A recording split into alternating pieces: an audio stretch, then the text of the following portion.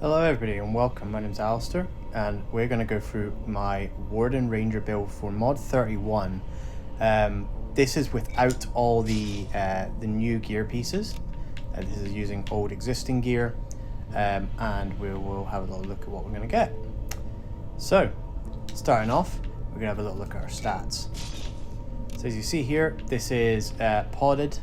Let me just check, make sure it's podded. The pods I'm going to be using are Squash Soup, Flask Potency, your Seared Tuna, and your Sunlord's Gift Elixir. Excellent, there we go. So as you see here, we got a nice variety of stats, and going into the gear, we're going to gain 10% combat advantage from the headpiece once it's fully procced. That brings us up to that 88.2, and then we're going to get about 7 and then a 14 from these two pieces. So your detector set, which is going to give you up to 7% combat advantage, and forte, which is nice. And then here is obviously we're going to gain combat advantage there. So we're going to gain a total of around about 24% combat advantage with this build, bringing us up to 88, 98, bringing us into around about the 105 region with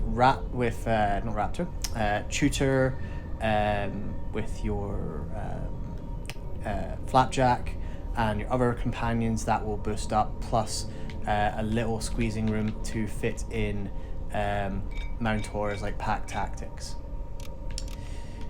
As we go down, we'll check out the arm piece. Now, the arm piece, I could put a load of stuff in here, but you'll see why this piece here makes more sense.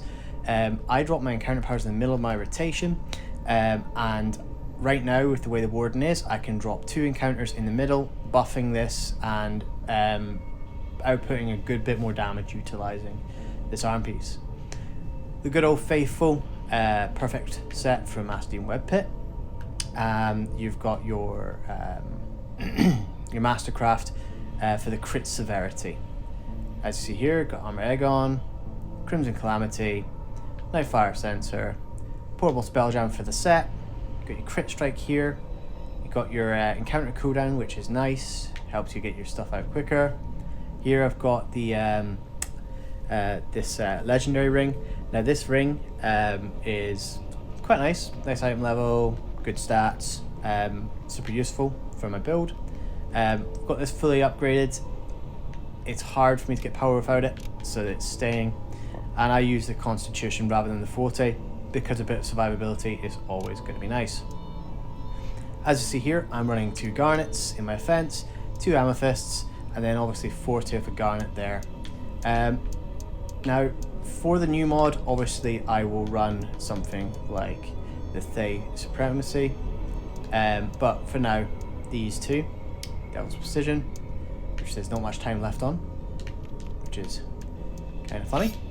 Just replace that real quick.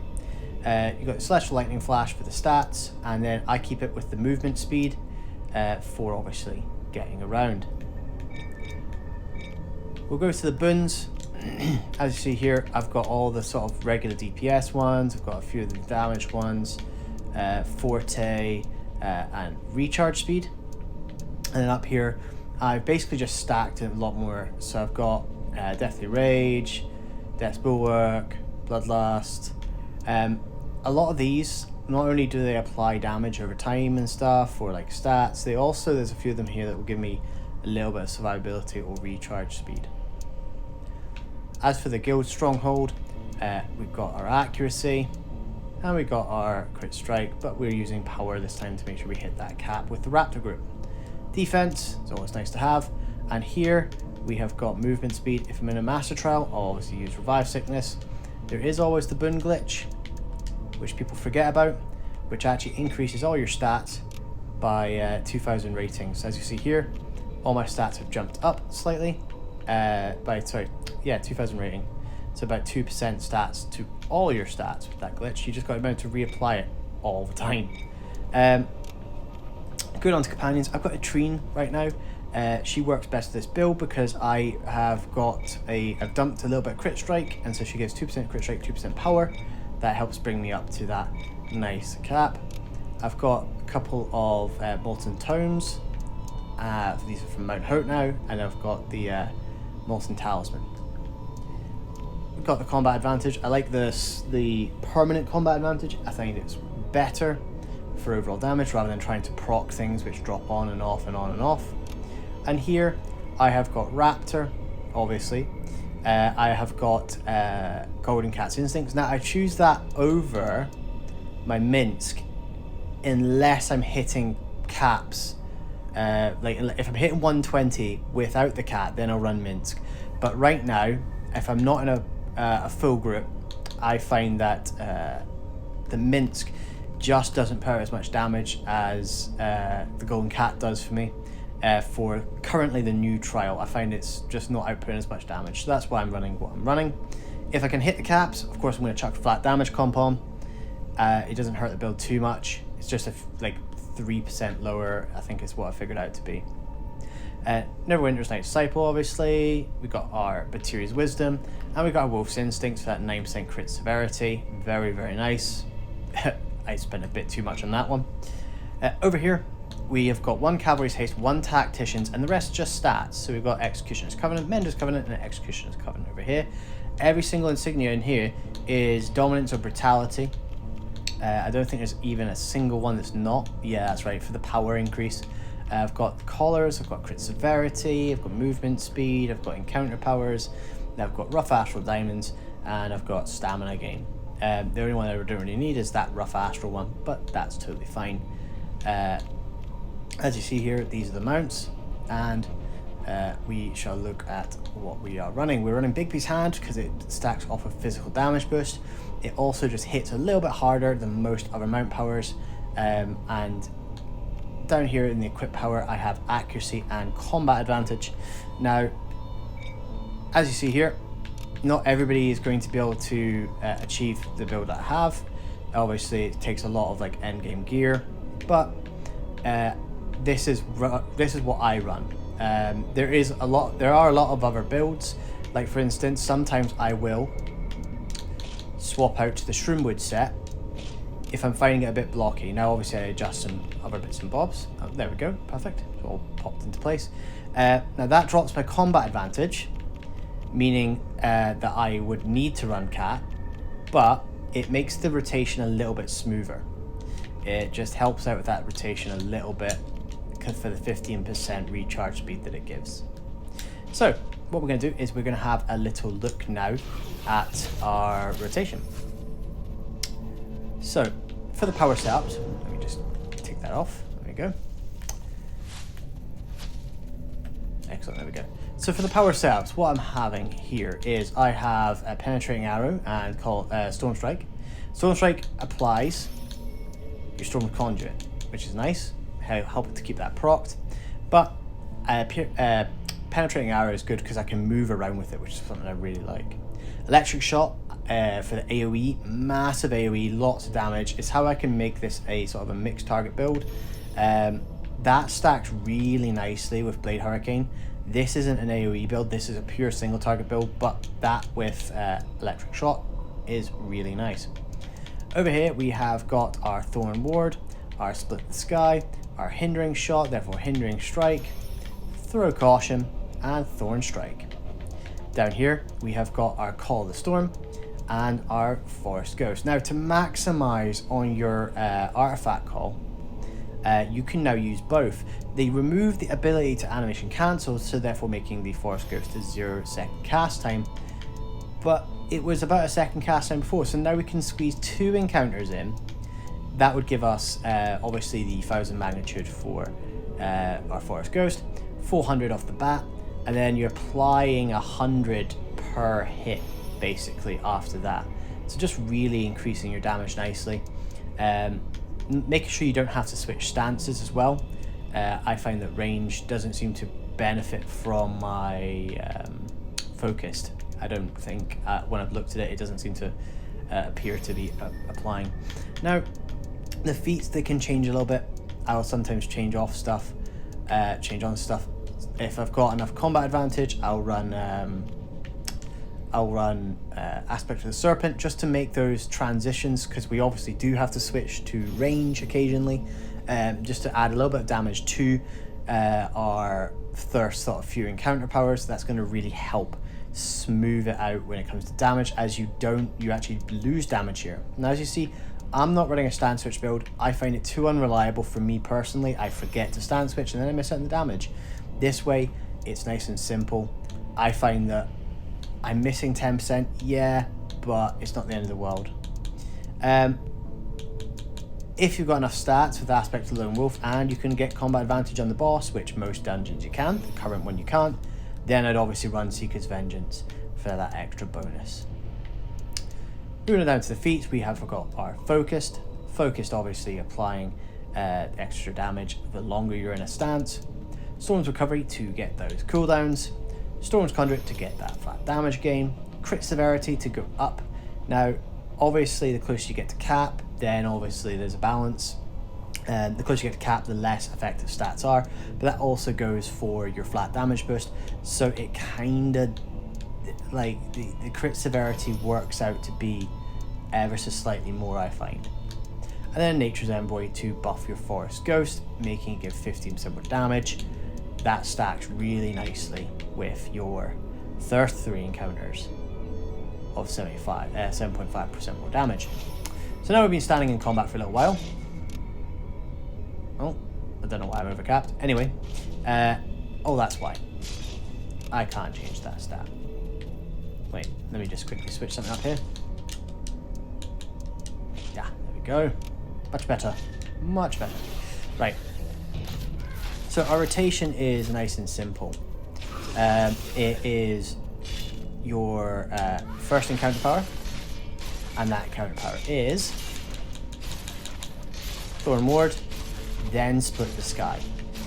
So then you go Split the Sky, and then you'll stand switch. And you'll go Throw Caution. Now you have an option here. You can get slightly more damage by going Hindering Strike, and then this one here at the end is, I can never remember the name of these. Thorn Strike. Yeah, Thorn Strike.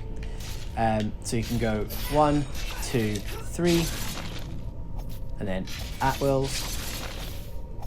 Then 1, 2, 3. Now, the way that the rotations work, I find it makes more sense to go the other way. So I'll go Thorn Strike second, up for a caution, then 1, 2, 3, 1, 2, like that. And then once I've got those 6 encounters out of the way, I switch. I pop my Hindering Shot to get my cooldowns, and then I'm back into my rotation again. So you see this at full speed.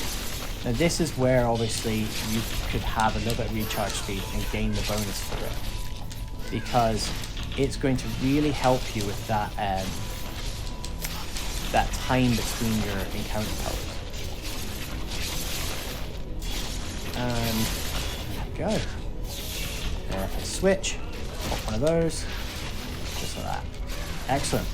So now what we're going to do is we're going to look at the artifact rotation. Now I'm going to drop it full speed first of all, and then I'm going to drop it at half speed, like just sort of slowly going through it, showing you what I do. So, let's proc this, and I start with my ranged encounters. Daily, 1, 2, 3, bang, bang, 3, one of these, one of those, one of these, and squeeze that in at the end. Yeah, just there, 49 seconds. So that did a little bit more damage, and it squeezed in. That's half this dummy's hit points. Now I don't have any of the item level markers on, and that's how I test my boss. Excellent. What I'm going to do is I'm going to quickly just show you what the stats look like on this build while we're in combat, and then we'll go through the slow rotation.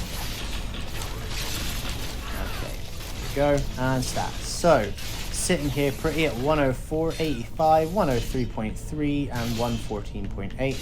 Obviously, if I'm in a full group with buffs and stuff, I will gain that benefit. And it's the companion that I have, Atrine, she gives me 2% crit strike and 2% power. That's why I have what I have. So, the artifact rotation itself. I'll get my daily back, and I'll show you slowly. So,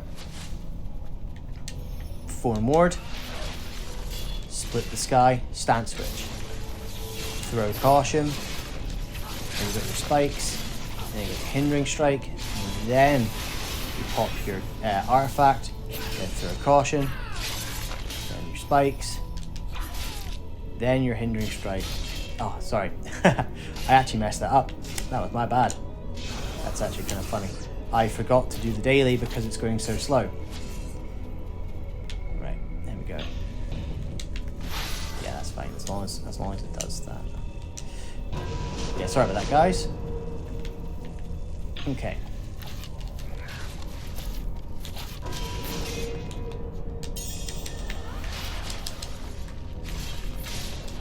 So, what we're going to do is, yeah, we're going to look at it again. This time I'm not going to mess up, hopefully. So, as you see here, I'm going to start off in range stance, making sure I have got them ready for the artifact call. I want to pop this before the artifacts come out, so preemptively, artifacts coming off cooldown, I know it's coming up, I'm going to start off with my thorns, then I'm going to go Split the Sky, Stance Switch while you're doing Split the Sky to get as much benefit of that damage from Storm's Recovery, then artifact, Throw Caution, you get your spikes, then you get your Hindering Strike. Now this is the interesting thing, with the new cast time of Forest Ghost, you go left bumper and then XY real quick, 1, 2. I've got the benefit of both encounter powers, so then I go 1, 2, 3 again, daily power, belt item, 1, 2, 3. Just like that. Now the benefit of this is the Tactician's Precision, giving us that cooldown, and our Cavalry's Haste giving us that cooldown as well, allowing us to run a really smooth encounter rotation, which I quite appreciate. There we go. Now, with the new Warden Ranger fixes, there's been a few bugs as well, where if you tap the buttons too fast, sometimes Storm's Recovery doesn't actually proc, and it can lock up one of your encounter powers. If that happens, skip the counter power, move to the next section of the rotation, and just move on and go from there. So, show it one more time in full speed. Just make sure I'm blocking my stuff, and then we'll be ready to go.